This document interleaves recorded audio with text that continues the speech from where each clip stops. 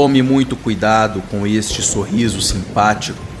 Você está diante da face do diabo. Hoje, no Esqueletos da Sociedade, vamos conhecer um pouco sobre Ted Bundy, um dos mais terríveis serial killers que já caminhou pela Terra. Bundy era visto como um homem atraente e carismático, características que ele usava para ganhar a confiança de suas vítimas e da sociedade em geral. Ele se aproximava de suas vítimas em locais públicos, simulando estar ferido ou incapacitado, ou se passando por uma figura de autoridade, antes de atacá-las, deixá-las inconscientes e levá-las para lugares isolados, onde as violentava e assassinava. Em alguns casos, ele retornava ao local do crime, reorganizava a cena e mantinha contato com os corpos em decomposição até que fatores como a putrefação ou a interferência de animais selvagens o impedissem de continuar. Bundy decapitou pelo menos 12 de suas vítimas e guardou algumas das cabeças em seu apartamento como troféus.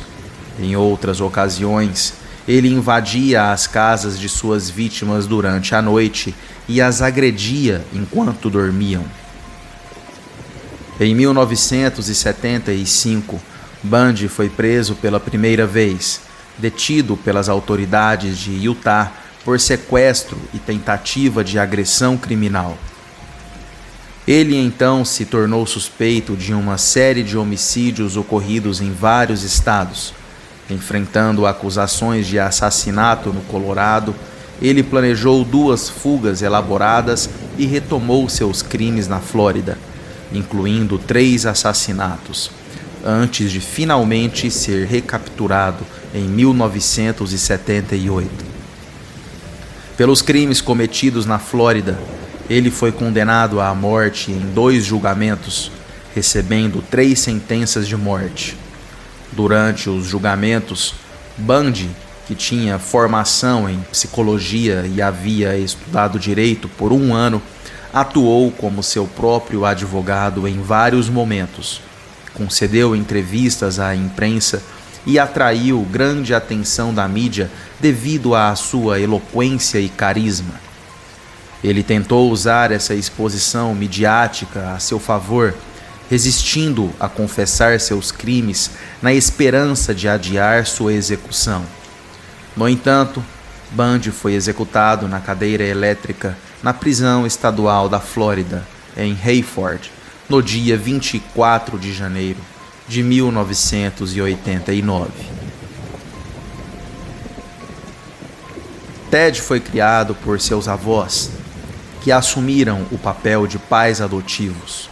Sua mãe, Eleanor Louise Cowell, era apresentada como sua irmã, situação que só mudou quando ela conheceu o homem que se tornaria padrasto de Ted e lhe daria o sobrenome Bundy. Durante sua infância na casa dos avós, ele enfrentou outro desafio. Convivia com os surtos de violência do avô, que frequentemente agredia a avó. Durante o ensino médio, Ted foi investigado por roubo em 2 ocasiões. Na fase adulta, ele chegou a trabalhar em uma linha telefônica de prevenção ao suicídio e no Comitê Anticrime de Seattle, onde participou de projetos relacionados à prevenção de estupro. Além disso, ele manteve um relacionamento longo com Elizabeth Klopfer. Tina, filha de Elizabeth, era tratada por Ted como se fosse sua própria filha. Ted atraía suas vítimas para o carro, muitas vezes fingindo precisar de ajuda para carregar compras, aparecendo com uma muleta ou o braço engessado. Ele as dominava e as levava para locais isolados, onde cometia seus crimes. Ele preferia mulheres jovens e brancas, geralmente com cabelos longos e lisos repartidos ao meio, embora uma de suas vítimas tivesse apenas 12 anos. Ele atacava suas vítimas com objetos contundentes. O modus operandi de Bundy evoluiu em organização e sofisticação ao longo do tempo, como é comum entre assassinos em série, segundo especialistas do FBI. Inicialmente, ele invadia casas à noite e atacava violentamente as vítimas enquanto dormiam. Com o tempo, ele se tornou mais metódico na escolha de vítimas e locais de crime.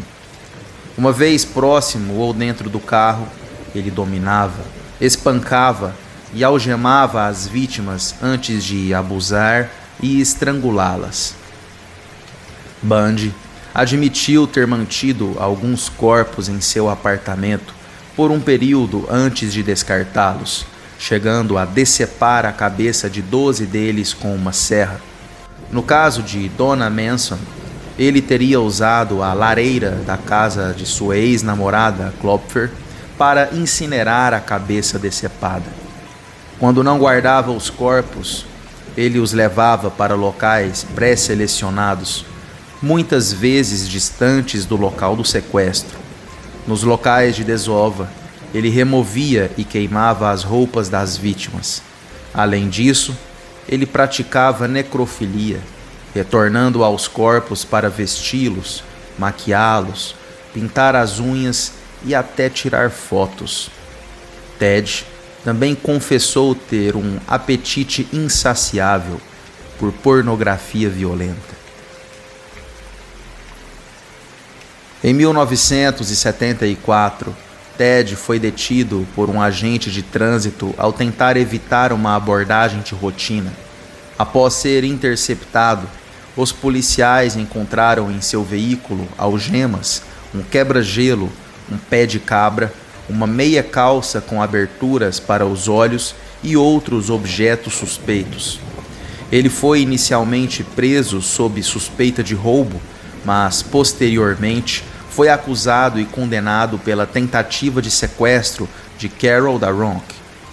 Ted também seria julgado pelo assassinato de Karen Campbell, mas conseguiu fugir da prisão em dezembro de 1977, após 2 tentativas frustradas de evasão.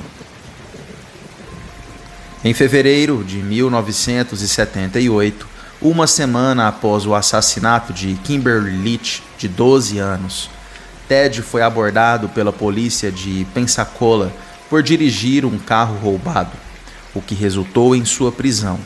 As autoridades, que já o procuravam, coletaram depoimentos de várias testemunhas e encontraram evidências físicas que o ligavam a 3 homicídios, incluindo um molde feito a partir de marcas de mordidas encontradas em uma das vítimas do massacre da Chi Omega. No caso de Kimberly Leach, fibras de suas roupas foram identificadas no local do crime. Ted enfrentou julgamentos em Utah, Colorado e Flórida, enquanto a polícia trabalhava para conectar uma série de assassinatos de jovens a ele.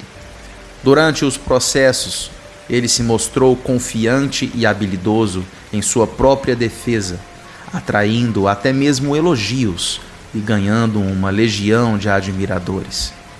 Após diversas apelações, Ted foi executado na cadeira elétrica pelo estado da Flórida em 1989. Para sua última refeição, ele pediu bife, ovos, pão e café, mas acabou recusando a comida, alegando falta de apetite.